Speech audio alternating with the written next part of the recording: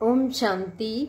19 जुलाई 2025 की प्रातः मुरली में बाबा ने कहा, मीठे बच्चे सदैव खुशी में रहो कि हमें कौन पढ़ाता है, तो यह भी मनमना भाव है। तुम्हें खुशी है कि कल हम पत्थर बुद्धि थे, आज पारस बुद्धि बने हैं। मीठे बच्चे सदैव खुशी में रहो कि हमें कौन पढ़ाता है, तो यह भी मनमना भाव है। तुम्हें खुशी है कि कल हम पत्थर बुद्धि थे, आज पारस बुद्धि बने हैं। प्रश्न है, तकदीर खुलने का आधार क्या है? उत्तर है निश्चय। अगर तकदीर खुलने में देरी होगी तो लंगड़ाते रहेंगे। निश्चय बुद्धि अच्छी रीति पढ़कर गैलप करते रहेंगे। कोई भी बात में संशय है तो पीछे रह जाएंगे। जो निश्चय बुद्धि बन अपनी बुद्धि को बाप तक दौड़ाते रहते हैं, वह सतो प्रधान बन जाते हैं। ओम शांति। स्टूडेंट सब स्कूल में पढ़ते हैं तो उनको यह मालूम रहता है कि हमको पढ़कर क्या बनने का है। मीठे मीठे रूहानी बच्चों की बुद्धि में आना चाहिए कि हम सतयुग पारसपुरी के मालिक बनते हैं। इस देह के संबंध आदि सब छोड़ने हैं। अब हमको पारसपुरी का मालिक पारसनाथ बनना है। सारा दिन यह खुशी रहनी चाहिए। समझते हो पारसपुरी किसको कहा जाता है? वहाँ मकान आदि सब सोने चांदी के होते हैं, यहाँ तो पत्थरों ईंटों के मकान हैं। अब फिर तुम पत्थर बुद्धि से पारस बुद्धि बनते हो।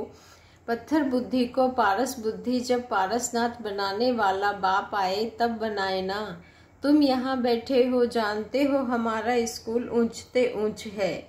इससे बड़ा स्कूल कोई होता नहीं। इस स्कूल से तुम करोड़ पदम भाग्यशाली विश्व के मालिक बनते हो। तो तुम बच्चों को कितनी खुशी रहनी चाहिए।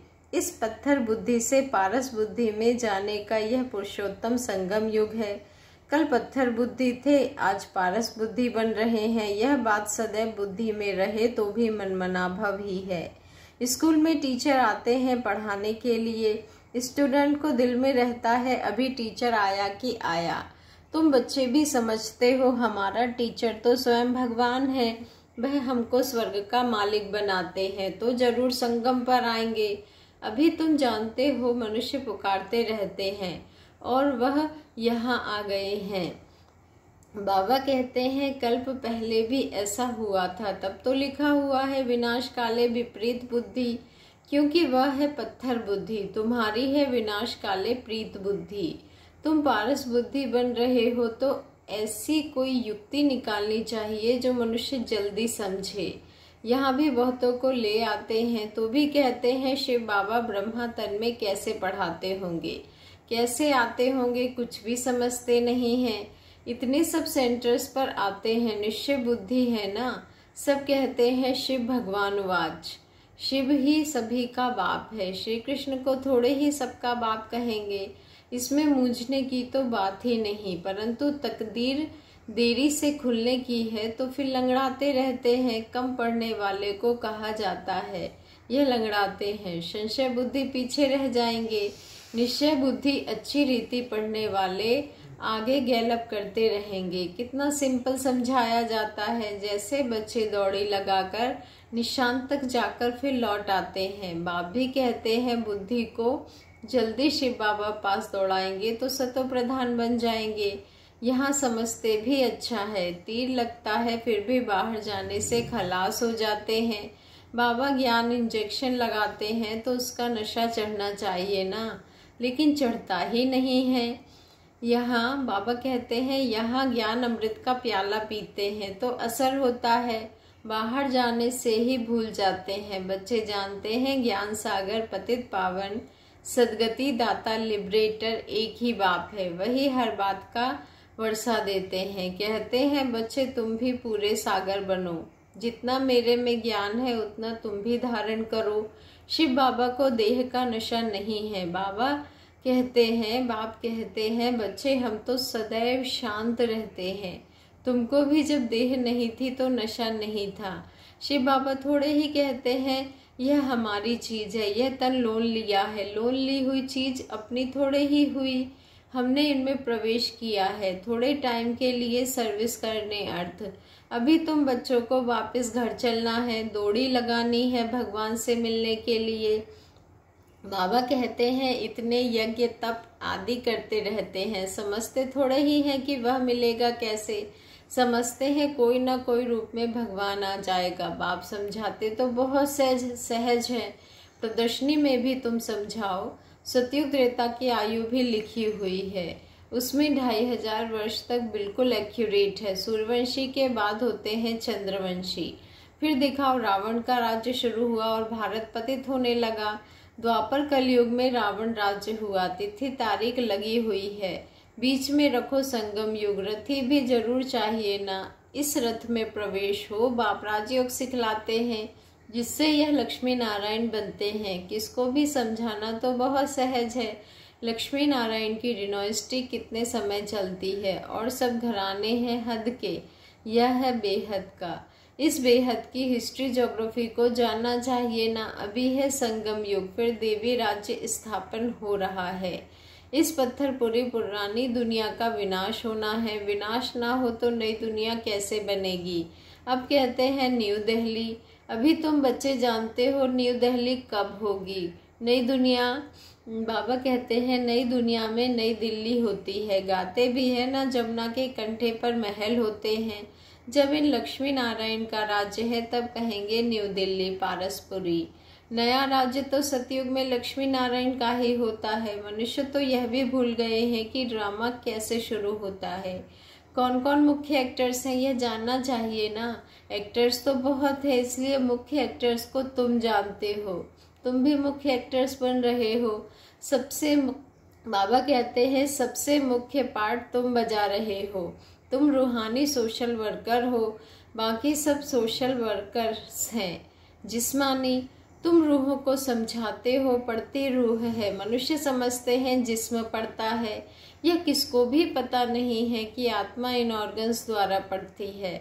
हम आत्मा बैरिस्टर आदि बनता हूँ, बाबा हमको पढ़ाते हैं। संस्कार भी आत्मा में रहते हैं, संस्कार ले जाएंगे, फिर आकर नई दुनिया में राज्य करेंगे। जैसे सतयुग में राजधानी चली थी, वैसे बाबा कहते हैं जैसे सतयुग में राजधानी चली थी वैसे ही शुरू हो जाएगी। इसमें कुछ पूछने की दरकार नहीं रहती है।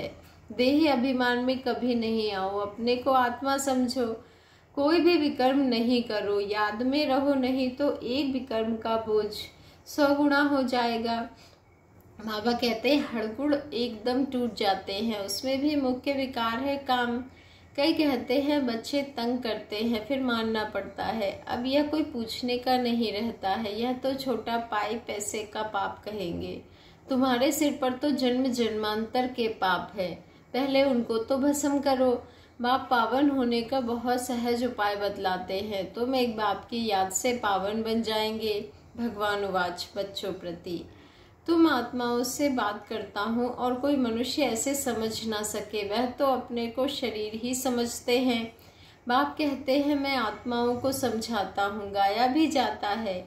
आत्माओं और परमात्मा का मेला लगता है, इसमें कोई आवाज नहीं करनी है, यह तो पढ़ाई है। दूर दूर से आते हैं बाबा के पास, निश्चय बुद्धि जो होंगे उनको जोर से कशिश होगी आगे चलकर। अभी इतनी कशिश कोई को होती नहीं है क्योंकि याद नहीं करते हैं। बाबा कहते हैं मुसाफिरी से जब घर लौटते हैं, घर के नजदीक आते हैं तो मकान याद आएगा, बच्चे याद आएंगे। घर पहुंचते ही खुशी में आकर मिलेंगे, खुशी बढ़ती जाएगी। पहले पहले स्त्री याद आएगी, फिर बाल बच्चे आदि याद आएंगे। तुमको याद आएगा कि हम घर जाते हैं, वहाँ बाप और बच्चे ही होते हैं, डबल खुशी होती है। शांति धाम घर जाएंगे, फिर आएंगे राजधानी में, बस याद ही करना है। बाप कहते हैं मन मना भव, अपने को आत्मा समझ बाप और वर्षे को याद करो। बाबा तुम बच्चों को गुलगुल बनाकर नैनों पर बिठाकर साथ ले जाते हैं, जरा भी तकलीफ नहीं। जैसे मच्छरों का झुंड जाता है ना, तुम आत्माएं भी ऐसे जाएंगी बाप के साथ। पावन बनने के लिए तुम बाप को याद करते हो, घर को नहीं। बाबा की नजर पहले पहले गरीब बच्चों पर जाती है। बाबा गरीब निवाज है ना, तुम भी गांव में सर्विस करने जाते हो। बाप कहते हैं मैं भी तुम्हारे गांव को आकर पारसपुरी बनाता हूँ। अभी तो यह नर्क पुरानी दुनिया है, इनको जरूर तोड़ना पड़े। नई दुनिया में नई दिल्ली वह सतयुग में ही होगी। वहाँ राज्य भी तुम्हारा होगा, तुमको नशा चढ़ता है। हम फिर से अपनी राजधानी स्थापन करेंगे जैसे कल्प पहले की थी। यह थोड़े ही कहेंगे हम ऐसे ऐसे मकान बनाएंगे, नहीं, तुम जाएंगे वहाँ तो ऑटोमेटिक तुम वह बनाने लग पड़ेंगे, क्योंकि वह आत्मा में पाठ भरा हुआ है। यहाँ पाठ है सिर्फ पढ़ने का, वहाँ तुम्हारी बुद्धि में आपे ही आएगा कि ऐसे ऐसे हम महल बनाए, जैसे कल्प पहले बनाया था वह बनाने लग पड़ेंगे। आत्मा में भी पहले से ही नूंद है, तुम वही महल बनाएंगे जिन महलों में तुम कल्प कल्प रहते हो। इन बातों को कोई नया समझ ना सके। तुम समझते हो हम आते हैं, नई नई पॉइंट्स सुन रिफ्रेश होकर जाते हैं, नई नई पॉइंट्स निकलती है, वह भी ड्रामा में नूंद है। बाबा कहते हैं बच्चे मैं इस बैल पर रथ पर सवारी सदैव सवारी करूं, इसमें मुझे सुख नहीं भासता है। मैं तो तुम बच्चों को पढ़ाने आता हूँ, ऐसे नहीं बैल पर सवारी कर बैठे ही है। दिन रात बैल पर सवारी होती है क्या? उनका तो सेकंड में आना जाना होता है, सदैव बैठने का कायदा ही नहीं। बाबा कितना दूर से आते हैं पढ़ाने के लिए, घर तो उनका वह है ना, सारा दिन शरीर में थोड़े ही बैठेगा, उनको सुख ही नहीं आएगा। जैसे पिंजड़े में तोता फंस जाता है। मैं तो यह लोन लेता हूँ तुमको समझाने के लिए। तुम कहेंगे ज्ञान का सागर बाबा आते हैं हमको पढ़ाने के लिए, खुशी में रोमांच खड़े हो जाने चाहिए। वह खुशी फिर कम थोड़ी ही होनी चाहिए। यह धनी तो स्थायी बैठे हैं, एक बैल पर दो की सवारी सदैव होगी क्या? शिव बाबा रहता है अपने धाम में, यहाँ आते हैं, आने में देरी थोड़े ही लगती है। रॉकेट देखो कितने तीखे हैं, आवाज से भी तीखे। आत्मा भी बहुत छोटा रॉकेट है, आत्मा भागती कैसे है? यहाँ तो झट गई लंदन, 1 सेकंड में जीवन मुक्ति गाई है। बाबा खुद भी रॉकेट है, कहते हैं मैं तुमको पढ़ाने के लिए आता हूँ, फिर जाता हूँ अपने घर। इस समय बहुत बिजी रहता हूँ, दिव्य दृष्टि दाता हूँ तो भक्तों को राजी करना होता है। तुमको पढ़ाता हूँ, भक्तों की दिल होती है, साक्षात्कार हो या कुछ ना कुछ भीख मांगते हैं। सबसे जास्ती भीख जगत अम्बा से मांगते हैं। तुम जगत अम्बा हो ना, तुम विश्व की बादशाही की भीख देती हो, गरीबों को भीख मिलती है ना।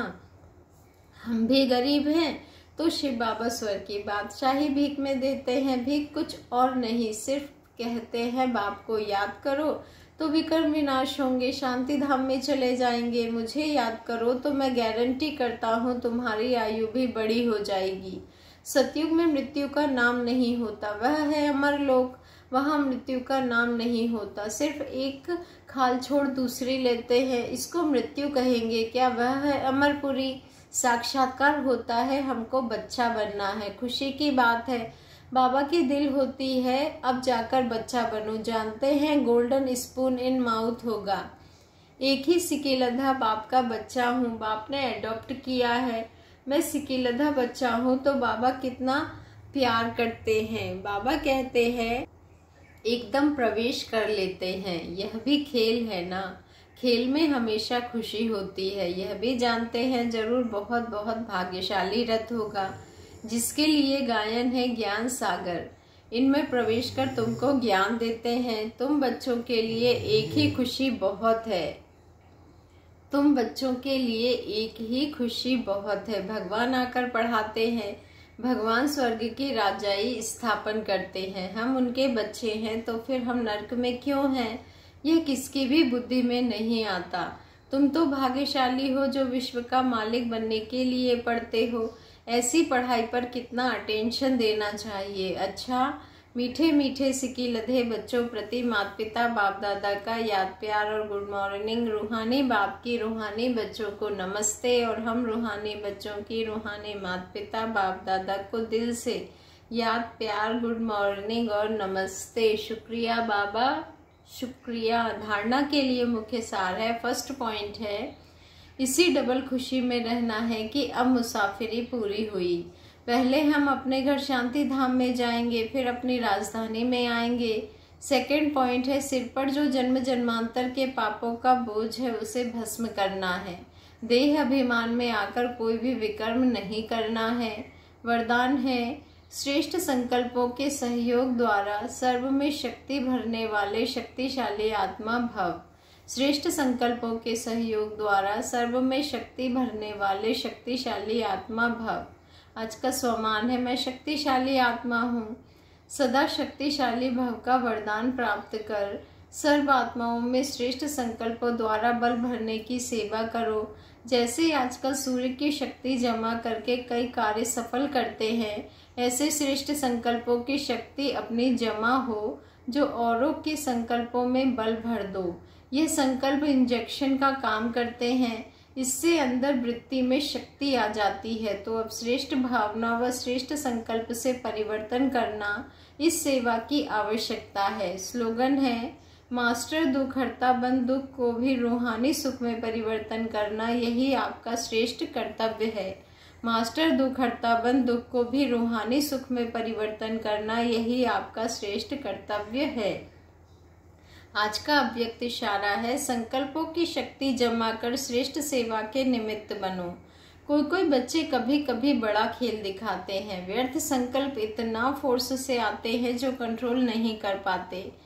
फिर उस समय कहते क्या करें, हो गया ना, रोक नहीं सकते, जो आया वह कर लिया। लेकिन व्यर्थ के लिए कंट्रोलिंग पावर चाहिए। जैसे एक समर्थ संकल्प का फल पदम गुणा मिलता है, ऐसे ही एक व्यर्थ संकल्प का हिसाब किताब, उदास होना, दिल शिकस्त होना व खुशी गायब होना, यह भी एक का बहुत गुणा के हिसाब से अनुभव होता है। अच्छा, ओम शांति। शुक्रिया बाबा, शुक्रिया।